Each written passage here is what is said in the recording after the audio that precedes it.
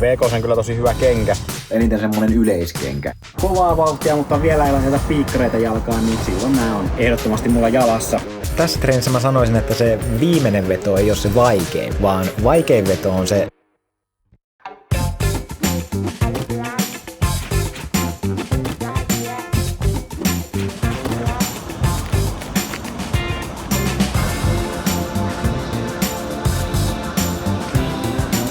Se on takaisin perustuuniin. Kelit on aika hyvät, että pystyy vetämään nyt sitten ulkonakin tonneja taas sitten, mikä on talven jälkeen oikeinkin kiva ja tuntuu, että vauhditkin kiihtyy sen myötä ihan itsestään. Että tänään on tupla VK-päivä, vedin just 8 kertaa tonnia ja päivällä sitten 400 metriä.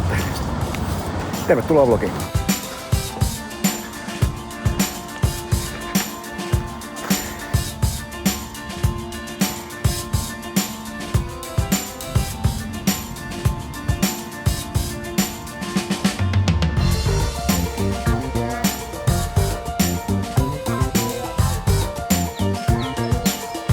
Sunnuntai-päivä ja tähän raiteelle pitäisi kulkea toi pitkän lenkin juna, niin mä tässä oottelen milloin se tähän kohdalle tulee, niin hyppään sitten kyytiin. Huomenta. 2 minuuttia myöhässä. Ei mitään. Pitkä lenkki tehty ja siinä mulla kenkävalintana 10-80. Että tommoseen PK-juoksemiseen itse kokee, että se on tärkeää, että siinä on semmonen hyvin iskun vaimennettu kenkä ja sen takia nimenomaan on 10-80 juossut jo monta vuotta. Tää on toki uusi malli näistä kengistä ja on muuten hyvä malli, että jotenkin tää päivitetty versio tuntuu, että vaikka tuntuu, että edellinenkin ajatteli silleen, että vitsi, tämähän on niinku ihan tää kenkä niinku parhaimmillaan, niin tuntuu, että onko tää nyt taas niinku vähän parempi tää 10-80. Aina se jotenkin tuntuu, että vuosi vuodelta se niinku paranee vaan. Mutta tosiaan kaikki kevyet lenkit ja sitten myös alkuverkat ja loppuverkat, niin mä juoksen ne näillä.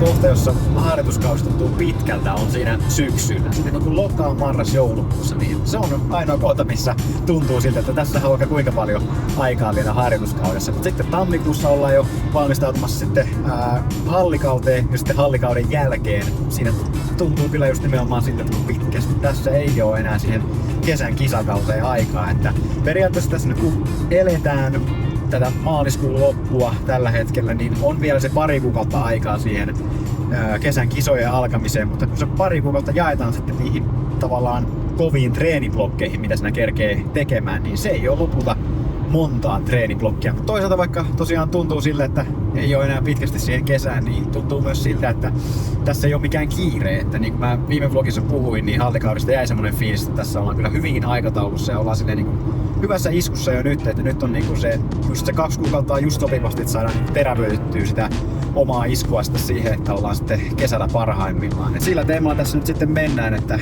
tänään on kova treenin päivä, mä teen pitkiä ylämäkiä.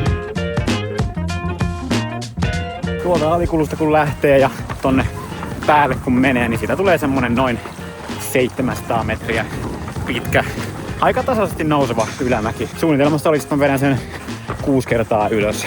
Mä vedän nämä mäkivedot aina silleen, että tulee kiihtyvä sarja, että ensimmäinen veto on yleensä siinä 2-20 luokkaa ja siitä sitten vauhti kiihtyy silleen muutaman sekunnin nostoilla.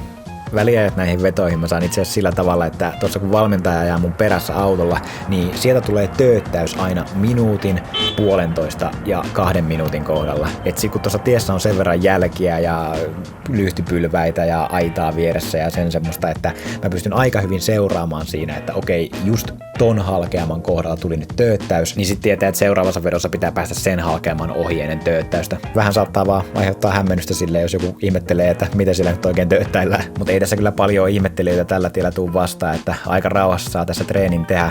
Paitsi nyt, kun sitten videolle saatiin ikuistettua tämmönen oikein harvinainen liikenneruuhka, kun ei tää tie oikein niinku johda oikeastaan minnekään, niin en mä tiedä mihin nämä kaikki autot tässä oli menossa. Tänään mulla ei ollut mikään ihan paras päivän vire, mutta siihen tunteeseen saattoi vaikuttaa myös aika paljon se, että tuossa oli aika kova vastatuuli tänään, että joka tapauksessa tästä tuli ehjä treeni, vaikka tänään ei tosiaan mitään treenienkkoja tehtykään. Tässä treenissä mä sanoisin, että se viimeinen veto ei ole se vaikein veto, vaan vaikein veto on se toisiksi viimeinen veto, koska siinä vaiheessa tuntuu jo pahalta, on jo kovilla, mutta vielä pitää yrittää säästää se viimeinen vara siihen vikaan vetoon. Viimeisessä vedossa ei tarvi yhtään enää säästellä, vaan sen voi sitten luukuttaa vaan niin kovaa kuin vaan lähtee, että sen takia se on just vaikea sille, että vaikka se viimeinen veto sitten tuntuu pahemmalta, mutta silleen vauhdinjaollisesti on nimenomaan vaikea se toiseksi viimeinen. Viimeinen veto mulla yleensä tulee siihen 2 minuutin paikkeille, ja se 2 minuuttia on ollut itse asiassa yllättävän kova raja tässä treenissä, että mä en ole kovin montaa kertaa 2 minuuttia alittanut tässä mäessä, ja silloinkin kun on, niin se on mennyt ainoastaan parisekkaan se alle, että tässä tulee kyllä aina tehtyä tosi kova treeni, mutta tänään oli ajatuksena se, että ei vetäisi kuitenkaan ihan semmoista all-out-treeniä, että palautuisi vähän nopeammin sitten myöhemmin tällä viikolla tuleviin 400-siin. Se ei ole mikään ihan helppo tehtävä tässä treenissä tosiaan jättää tässä mitään säästöön, ja varsinkaan tänään, kun oli tosiaan kova vastatuuli, niin musta tuntuu, että tässä viimeisessä vedossa mä sain puskea sen verran kovaa siihen tuuleen, että ei tässä kyllä kauas jäänyt sitä all-out-treenistä. Eilen tänään Lahteen ja käyn siellä vierailemassa treenikaupalla, kun niin kuin mä mulla avullakin sitten näytinkin, niin mulla on yhteistyö treenikaupan kanssa ja sen myötä mä sain sitten oman juoksumaton, ja siihen yhteistyöhön liittyi se, että mä käyn siellä heidän toimipisteellä ja kuvataan treenikaupan kaikista muistakin juoksumatoista vähän semmoista esittelyä ja vähän vertailua ja tämmöistä, että kameroihin on ladattu akut täyteen ja standit ja valot otettu mukaan, että katsotaan millainen setti saadaan kuvattua, mutta on kyllä kiva päästä vierailemaan sillä treenikaupalla.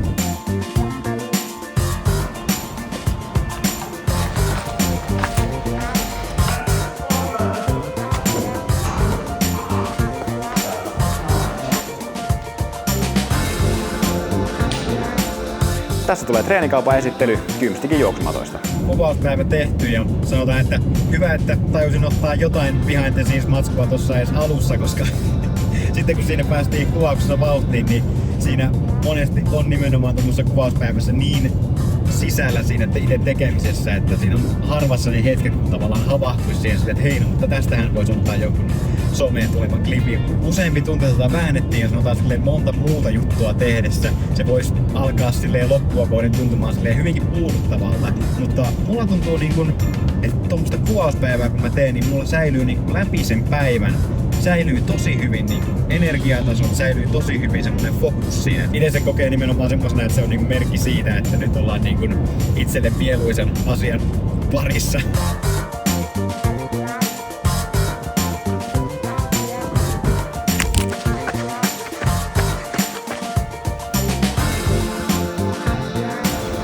Tähän aamuun VK-setin tulee 5 minuutin pätkää ja 10 minuutin pätkää. Kenkävalintana mulla on nyt sitten Rebel tähän treeniin. Ja no, miksi valitsin Rebelin, niin mä olin vähän siinä 2 vaiheella silleen, että yhtä lailla olisin voinut ottaa kyllä ton Eliten, mikä oli mulla, kun vedin siellä satamassa noita tonneja, niin silloin mä juoksin sillä. Mutta päädyin nyt sitten tähän Rebeliin sen takia, tää on siis VK-sen kyllä tosi hyvä kenkä. Ja ajattelin, että kiva se on välillä niin kuin nimenomaan vaiheella silleen, että ei tule kaikki juostuu hiilikuitulevyllisellä kengällä, että tulee välillä sitten tämmöiselläkin tavallaan enää normikengällä juostua.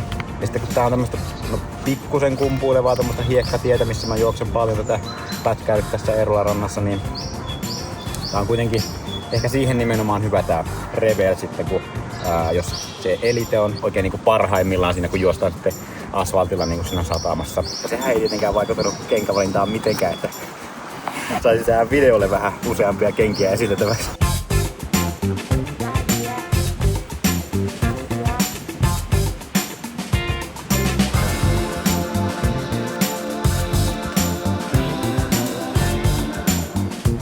Ihan onnistunut setti, mutta ei ollut mitään ihan parasta herkkua tuo VK-juoksu. Että pikkusen väsyneen tuntusta, mutta siinä ainakaan yhtään auttanut se, että jos nyt sitten ylämäissäkin se teema oli vähän se, että aika kova vastatuuli, niin oli kyllä tässäkin aika kova tuuli mikä kävi, että se tommonen tuuli on vähän silleen, siinä on vaikea pitää juoksua rentona, että sen takia se haittaa aika paljon tämmöstä.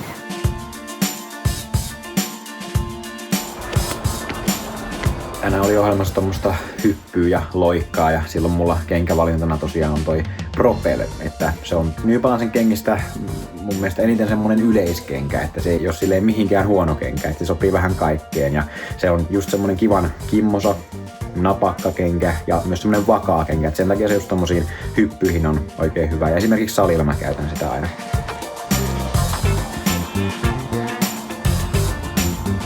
Tänään mä juoksin 400 metrisiä 10+4 kertaa. Tää on yksi semmosista mun avaintreeneistä. Ekaksi tosiaan 10 kertaa 400 metriä. Kenkävalintana siihen toimii nyt Pacer.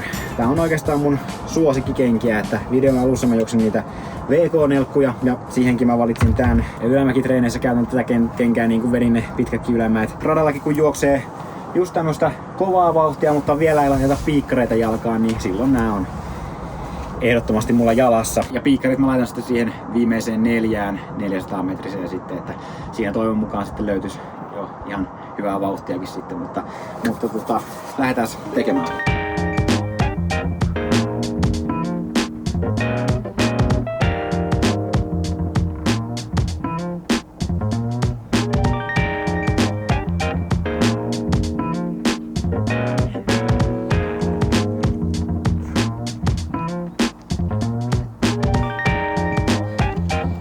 Ensimmäinen sarja tehty.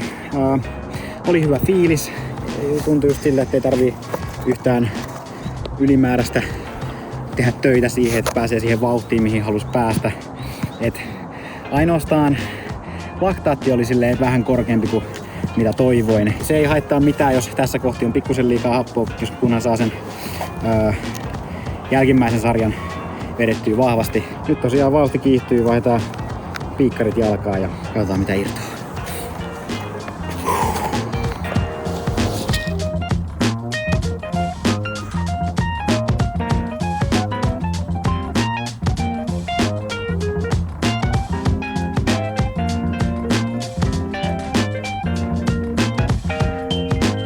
Pakko myöntää, että ei tää ollut niin onnistunut kokonaisuus, mitä mä toivoin, että ensimmäinen sarja tuntui oikeinkin hallitulta, mutta jälkimmäisessä sarjassa sitten ei vaan saanut kiihytettyä niin paljon, mitä oli toiveessa. Et siinä mielessä vähän on kyllä pettynyt tähän, mutta ei se mitään. Tässä on kevättä jäljellä, että koittaa seuraavassa tehdä sitten paremmin.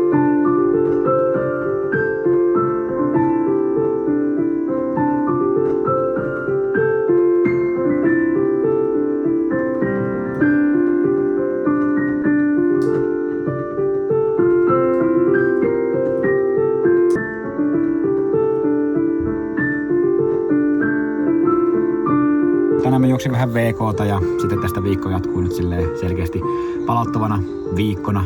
Ja suoraan sanoen fiilis on kyllä semmonen, että se palauttava viikko tulee kyllä tarpeeseen, että pitkät ylämäet ja sitten ne 400-set, niin ne oli jo itsessään silleen tosi kovat treenit laittaa samaan viikkoon, mutta sen lisäksi mä sitten niissä ehkä molemmissa vedin itteni vähän enemmän koville kuin mitä niissä oli tarkoitus vetää, että sen takia tässä varmasti kroppa otti sen verran tässä nyt vähän nokkiinsa, että tänään ei ole ollut mitään herkkua tuo VK-juokseminen, että se on silleen, että jalka on ollut aika raskas ja sitten myös hapot nousee herkästi ylöspäin, että se on itsellä ollut semmoinen aika selkeä merkki, että jos tuommoisessa VK-juoksussa hapot lähtee tosi herkästi nousumaan, niin silloin se kertoo just siitä, että kroppa ei ole oikein palautuneena. Eihän ole kuitenkaan mitkään huonot treenit ollut, vaikka niissä koville joutuikin, että nyt tässä on vaan hyvä ottaa muutama päivä ihan iisisti ja sitten homma jatkuu, että ensi vlogissa mä tulen olemaan Helsingissä Alppimäen leirillä, että palataan asiaan sieltä.